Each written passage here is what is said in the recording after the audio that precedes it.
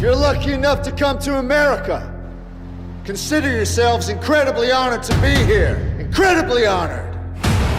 Because America is the greatest and most powerful country on earth. 啲白人只係當我哋係二等公民，喺呢度根本就冇公平。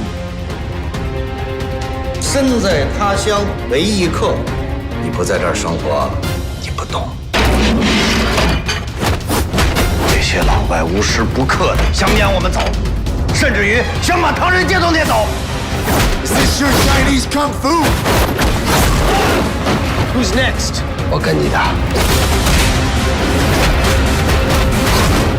我哋大家都係中國人，係應該大家互相幫助。This is Master Yip Man。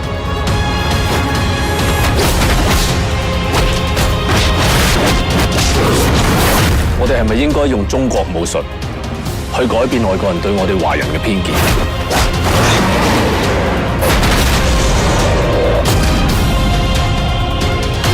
我有一件事兒想讓葉師傅幫幫忙。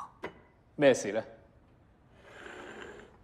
我們舊金山的唐人街向來有一個規矩，就是所有的武館不教洋人武術。你的徒弟李小龍不僅教洋人，而且還出了一本書，上面用英文解釋着中華武術。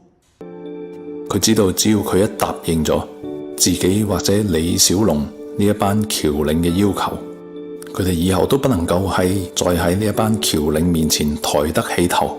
所以葉問犧牲咗自己個仔能夠嚟美國讀書嘅機會，都冇答應過呢一班僑領。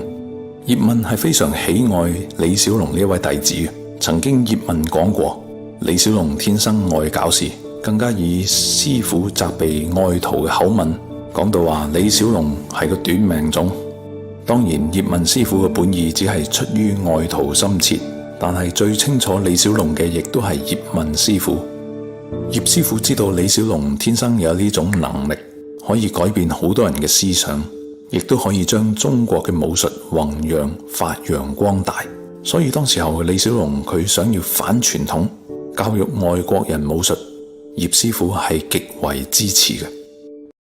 而現今武術界能夠可以講係響當當數一數二嘅一代宗師呢，更加已經所剩無幾。嚟自香港嘅趙志凌師傅喺佢年輕嘅時候就已經同李小龍一齊喺片場度拍戲，更加係李小龍所指派嘅 stuntman 武師。趙師傅出身於武術世家，更加係廣東十虎之一黃麒英同埋黃飛鴻嘅弟子。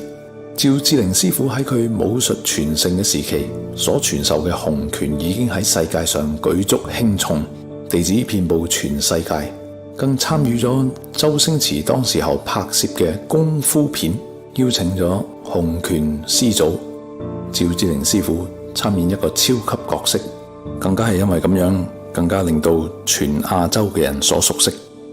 趙師傅雖然已經年屆78歲嘅高齡，但係仍然非常積極幫助華人社區，因為趙師傅本身自己就係住喺屋崙地區，日常生活裏邊好多嘅街坊街里都經常會見到趙師傅喺酒樓飲茶，更加同街坊打成一片。你呢啫，咁有成事，喂我哋嚟咗呢度幾廿年啦，係嘛？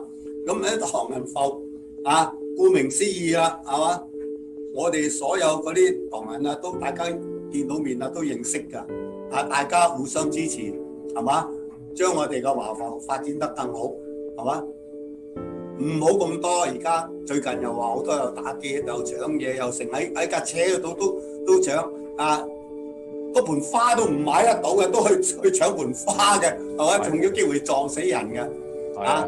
咁同時咧好多都啲人俾人搶手袋啊，啲成光天化日啦，唔係話啊半夜三更係嘛？所以咧就係非常之嗰個治安係唔好㗎，係嘛？咁我希望咧就係提出將大家互相守望相助，係嘛？咁啊你揸個 BB 有咩事拎出嚟 B 咁，個個都聽到，連都聽到都望下即刻有嗰條友仔走啊，你成日搶嘢，你都截一截佢，攔一攔住佢，隻腳伸一伸出去，等個仆喺度啦，咁啊即刻攬住佢啦，夾手夾腳係嘛？呢啲係我哋嘅做呢個市民嘅應做嘅責任嚟噶嘛，係嘛？咁啊即係我哋唔會話俾嗰啲嘢嚟得逞嚟去蝦我哋啲中國人啦，我哋嘅治安啊。屋崙係一個非常有歷史、有價值嘅地方，華人喺呢一度賺錢，喺呢度生活，大家都有責任，同心合力去保護佢、愛惜佢。